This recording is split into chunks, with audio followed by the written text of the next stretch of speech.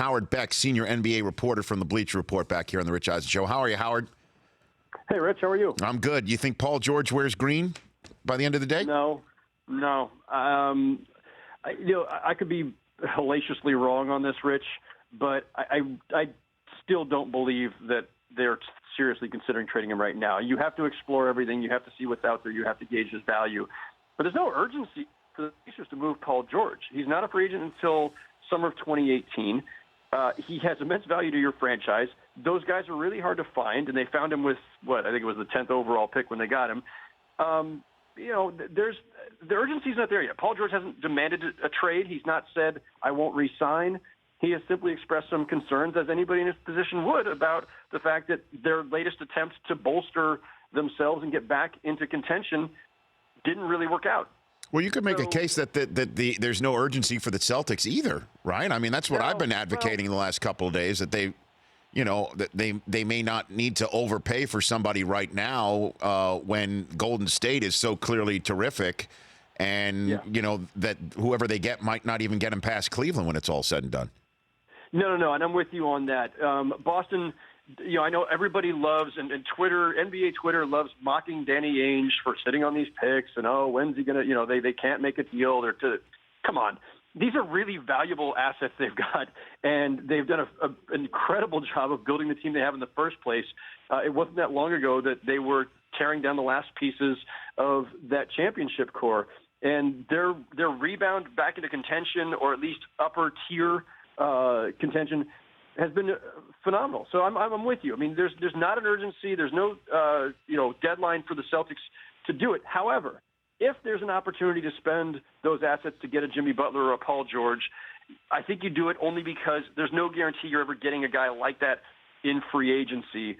It's Boston. When's the last time, sure, they got Al Horford last summer, but that's not at the same level. And, for all teams, really, the Knicks and Lakers, everybody talks about these being these great big market destinations, strike out repeatedly on big-time stars. So if you have a chance to get somebody under contract via trade at that level, a Paul George level, I think you do it, even if it's going to cost you those great Nets picks, because Paul George might be better than whatever you're getting with those picks, for all we know. Bleacher Report's Howard Beck joining me here on the Rich Eisen Show and the Honda Insider Report. What do you make of the Nerlens-Noel trade between the Sixers and the Dallas Mavericks?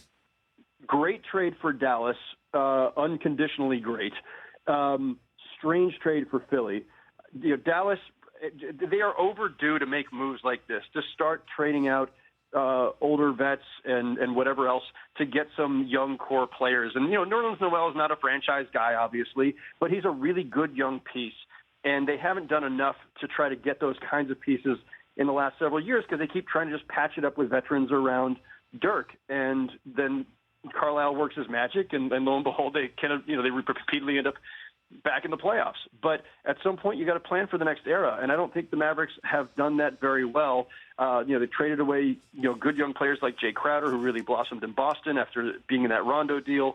So getting back a guy like Noel for what was a pretty modest price, I think is great. But for Philly, you had this log jam, and everybody knew you had to undo it, and Noel's heading for restricted free agency, so it was hard for them to get good value. You spent many years covering the Knicks, obviously. What do you think's going to happen with them? Derrick Rose, Ricky Rubio trade that's out there right now, and then there's, of course, Carmelo. What do you think, Howard?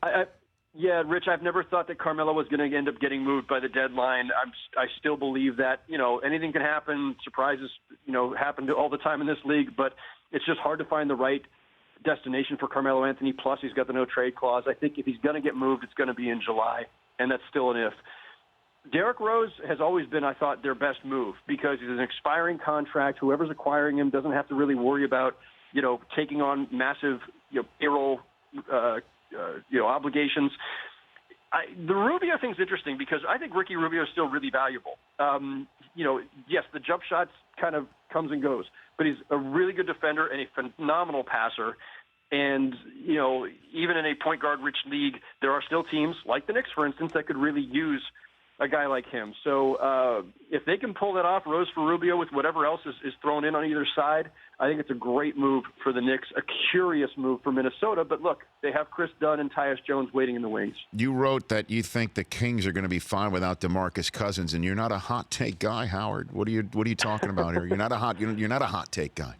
What do you think? Thank you, Rich. You're welcome. No, I've got a long-standing reputation as not going contrarian or hot takey just for the sake of doing it. Right. At the time I wrote that column the other night, I had no idea that I was going to be on such an island. It's not that it was it's not that it was a great trade. No one's going to say it was a great trade. I say it's a necessary trade. I said it was the sanest move they've made in years, and that's a low bar, by the way, because they haven't made sane moves.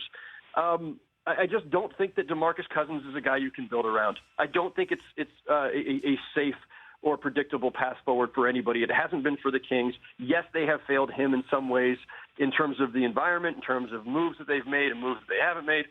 But the guy is a powder keg, and he has just run roughshod over coaches, over teammates. There's so many stories that still haven't even seen the light of day about how bad things have been there at times with him in Sacramento. So getting out from under him, not a great haul in return, but as I wrote the other night, there wasn't much out there. And, yeah, they probably should have waited. They probably should have gotten closer to today's deadline to try to ratchet up the pressure or to get the market, buzzing a little bit more and see if they could have done better if desperation hits some other teams. But that's a risky path, too, because you don't know if the offer from the Pelicans might have disappeared. And there just weren't that many teams that wanted to take a chance on him. And that says a lot. Look at the teams that were pursuing him. Phoenix, Orlando, the Lakers, the Pelicans. These were desperate losing teams. The good teams, the established teams, the stable teams, weren't making all-out runs to get DeMarcus Cousins. And that's because everybody knows what a risk he is. There are GMs in this league who wouldn't have taken him even if they'd gotten him for free. Wow. And I had somebody basically tell me that in those almost exact words after he got dealt the other day. No kidding. Wow. Didn't want him. He said if I got him, I'd cut him. I don't want him in my locker room. That was a general manager of a good and respectable NBA team that will probably be in the playoffs. So there are guys who are just don't want any piece of DeMarcus Cousins because of all that comes with him. Couple more minutes with Howard Beck of the Bleacher Report on the Honda Insider Report now. So, okay, what happens between now and 3 o'clock? Do you think, because I'm just listening to you and hearing what you're saying, there doesn't appear to be that blockbuster that's coming, that we might have already seen it with the Boogie Cousins trade. Yeah. I mean, sometimes we get surprised. Sometimes it's, while we're all, paying attention to, all the hottest, names and this rumor, that rumor, all the guys who have been in the news for months. And then sometimes the trade that happens, the biggest trade that happens is the one that nobody saw coming. And I don't know what that might be, but, there's always the what's behind curtain number 3. I don't think Jimmy Butler's moving because I don't think Chicago really wants to move him. I think they would rather build around him. As I said before, I don't think Paul George moves because if you're Indiana, why would you take a chance on, a batch of picks when you've got a franchise player who's still under contract for at least another year? And if those two don't move, and I don't think Carmelo's moving, then a lot of the biggest names would be off the board if I'm right, aside from Cousins, who was already dealt. But, most NBA trade deadlines go by without blockbusters. It's usually a flurry of smaller deals. And then that chip that the Celtics have, the Nets pick, the number 1 overall selection in a draft that is – the conversation is going to be so deep that the Mavericks protected the number 1 pick that they just sent to the Sixers through the 18th overall selection. Who is right now being talked about as the first overall selection in the draft, Howard? It's funny. I asked somebody this last week, Fultz, is it Ball? Is it who's the other kid? There's like 3-4 guys who are in the running there. Smith. There's, I don't think, a consensus yet. It depends on who you ask. And while this is supposed to be a very deep draft and everybody's excited about the array of talent, when you ask the next question, okay, is there a franchise star here? Is there a perennial all-star, superstar, a guy that you can build around for the next 10 years? Then the opinions are a little bit all over the map, and I haven't heard anybody actually make that declaration yet. Like, no one said that Markelle Fultz or Lonzo Ball is the guy who's going to be leading your team for the next 10 years as a franchise star, as a top 5 player or MVP candidate. I haven't heard that yet. And